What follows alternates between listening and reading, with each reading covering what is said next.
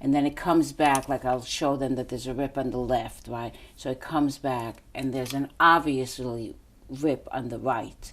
But since I didn't show the right, and that kills me. Because that I know is not a good seamstress. A good seamstress, even if you're giving her the left, she's examining the whole garment before she gives it back to you. So I'm very fussy because my parents were so good. I mean, my mother was so good. I would show my mother the cover of Vogue magazine on Friday, and by Sunday night I would have it. Yeah, my mother was real. My mother could do all of it. Dad was great too. Mom spoiled me a whole lot more. So she could do, and she could embroider, and she could crochet, and she could knit, and she could, dressmakers were much more, tailors were, my father, I saw the difference, he was great at construction, at, doing the shoulders and the fit and, the buttonholes. She was great at details, and she had so much patience, so she could embroider the flower, or my initials, or she just took time and time and time. And that's the other thing about sewing. It's not only precision, and they always, the way I remember my parents, they always had a measuring tape around them, right? So they always measure. It's always very precise. I was always measured. What's happening is the old generation is really the last generation to get dressed. Like a proper gentleman, like let's say, grandfather, he's still wearing a tie, or a vest, right? A new guy, like a new father today, for the most part, they're in jogging clothes, or they're in the Gap, or the the Banana Republic maybe, is as good as they get, right? Unless there is a movement to do this again. There is a movement, but the majority of Americans don't dress. And America has such an influence all over the world, so it's like the dummy dumb of the world, and the, like you see it all around the world. Other than like in Italy. In Italy they get dressed, and they really, they put a scarf on, a shawl, and the ladies are, impeccable style. But for the most part, when you see people like at airports and what they look like, oh, I know, the worst, really the worst, I think even to Hollywood stars, when they show like the card at the airport coming through customs or whatever, with the baseball cap, up, hideous. It's just hideous. So there's something to be said about, if you look good. I mean, I think, clothes have such an impact on the way you feel. If let's say you show up like this, you're a lady and a gentleman. So then people respect you and treat you differently. Yeah. So if you walk into a restaurant and you say, can I use the bathroom? Of course they'll say yes. But if you come in with your, dungarees below your ass, can I use the bathroom? No, they'll tell you no. And, this is it's nice to show up like that. You feel better. You look down at yourself and you give yourself pleasure. You look at each other and you give each other pleasure. And so you raise the bar. So you're feeling better. So the energy is higher. Yeah. Like everybody likes beauty on all levels. When you see a pretty anything, right? Your eye, it energizes, And we're so, society, we need, however we can raise the bar. And it's not about money. It's not necessarily about money. It's like women of style always knew to make do and to make themselves beautiful any way they could. Scarlett took down the curtains, right? So, they used the sheet. My father and my mother, when they got married, it was right after the camps. My mother used the wedding dress, I'll show you, is from a sheet, So, people were always... You have to be creative. You have to, make use. And, so recycling, having your clothes made, it's still cheaper, right? Look at the way you look. You look great. And, you spend $400 as opposed to some schlub who's paying $1,200 for a suit at least, right? If you go to Barney's, you can't even get a suit probably for $1,200. And it fits you. It's horrible. The number one thing is about really getting to know your body. Yeah. It's like, I know I look better in pants than a skirt. Well, how would I know that? I knew that by trial and error. I wore enough skirts, enough pants to see, you know what, I really look better in pants. Well, that takes experimentations. It takes time in front of the mirror and to really look at yourself. Okay, so what kind of pants? Do I look better in wide or in, narrow? In, up to here or down to... So all of that takes experimentation. So that's the most important thing, is knowing your body. And that takes time. That takes time, and you have to be willing to, if it's important to you. I have friends who really don't care about clothes, and that's not important. So that's fine. But if dressing well is important to you, the number one thing is get to know your body. Really, really get to know your body. And then start experimenting, and then start figuring out who you are and what you love. Do you love green? Do you love blue? Do you love, do you want to be sporty, or do you want to be artistic, or do you want to be, sexy? I mean, I don't do sexy. I don't feel comfortable with sexy. I'm much more androgynous. I'm much more ethnic. I'm much more artistic. I'm much more, like I'm old world. I want you to think of, old worlds and covered up. I love, I lived in Egypt, and I love the women in galabeas, in the black, and the men even with the shawls and stuff. They were so elegant the way they glide there. The farmers even, peasants, but they just had style. I hate when you're exposed and you show everything. There's no mystery then. It's cheap. It's cheap. So you have to, start, finding out like what suits you and what turns you on. What turns you on. So it's not only magazines. A lot of the magazines are shit. A lot of what we see. I mean, some of it is great, but a lot of it is not great. So you got to find things, magazines, but also art books. And also ancient, museums and, paintings, and it's like, well, it's like what inspired me the most is you walk into the little entrance.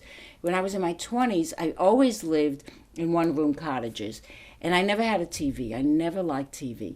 So in my 20s, I had all these Matisses, which I still have, all around me in this cottage, right? And I spent most of my time, I was depressed, on my bed, diving into the Matisses, right? And there's something about Matisse, and Matisse is great with color and patterns and textures.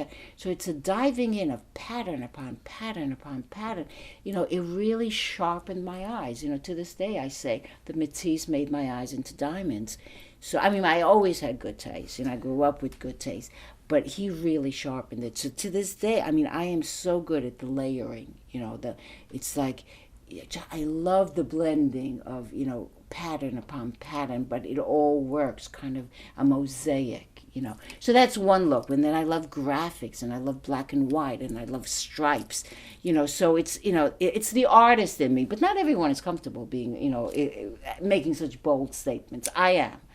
Other people are much more sedate and feminine, and women like dresses and pearls. I love that look. That is totally not me. The Jackie Kennedy look, the real lady. I can totally appreciate it, and it's not me.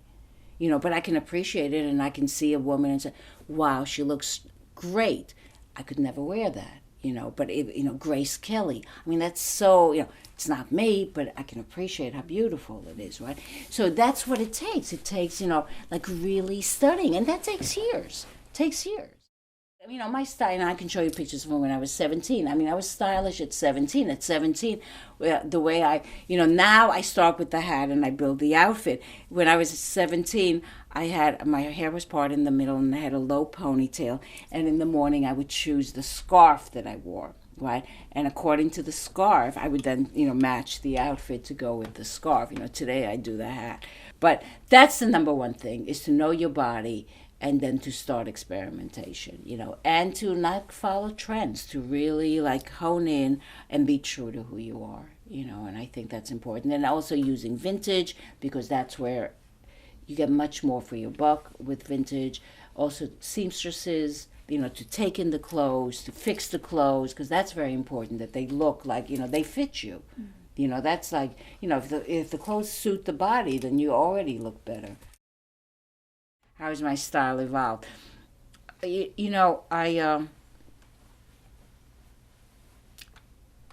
yeah, I've gotten better at what I do. Like I have certain looks, like, definitely androgyny, little boy, little ethnic boy. I love like looking like, I'm a Muslim boy or an Arab boy or a Jewish boy. You can't tell from the Middle East. It's like, like I'll have these little feathers, like I have a million of these, but I would never see, like, I could never do, like this, like I wouldn't even do this and this. I'm such a perfectionist that, right? I mean, it works because it's green, but I wouldn't do this because this is striped and this is ethnic. But I'll show you what I do with this. My style, it has evolved in that I've gotten better. I've just gotten, I've kind of got to know what I look best in. So I look best as a little boy. I look best, Pierrot. That's another great look for me. As a clown. Like I'll show you, I have a few outfits that I do as a clown. So I look great at that. I look ethnic. I love ethnic. I love paisleys. I love like mixing male female. I like that a lot. So I just kind of like perfected it. Got better. Honed in, got better. And it's all really variation on a theme with me.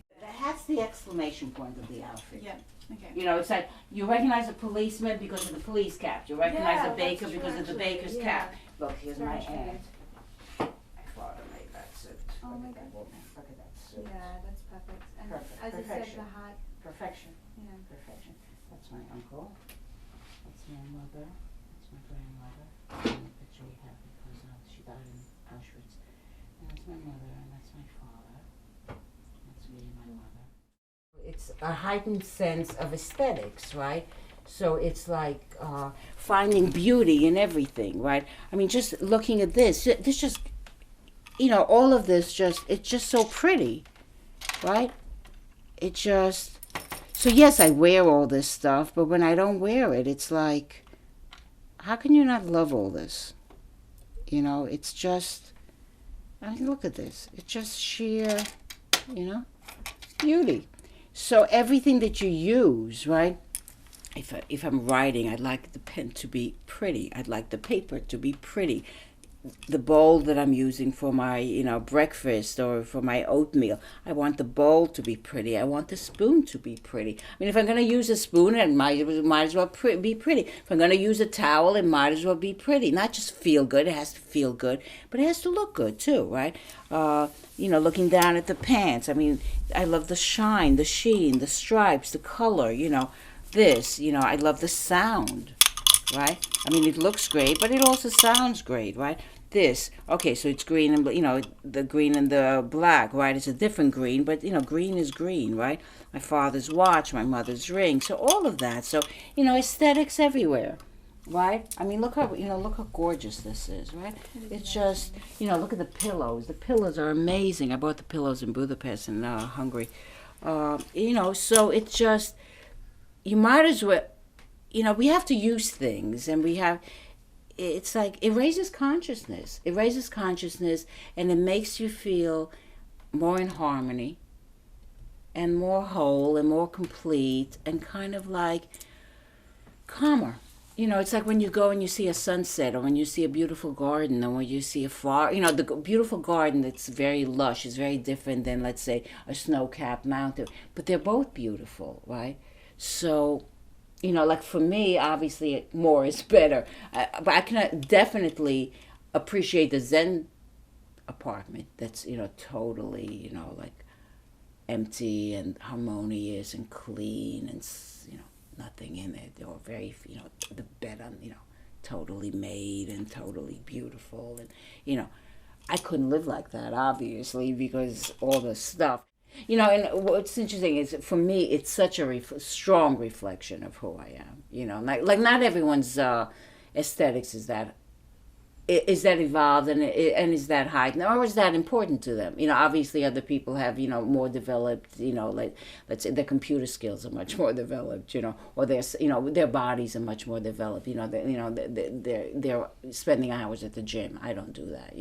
I'm much more kind of, It's much more of a dreamer and an artist and a painter. Except that I don't paint. I paint with these things. I paint with these things. I am an artist, but my portraits are like, with the stuff, with the fabrics and the stones and the yeah. And I also love wearing the stuff, and it's kind of like what I love about the art. I figured out that I really am an artist, and the art is on me, right? So I don't have to invite you up to my apartment or my studio to see the paintings. I am the painting.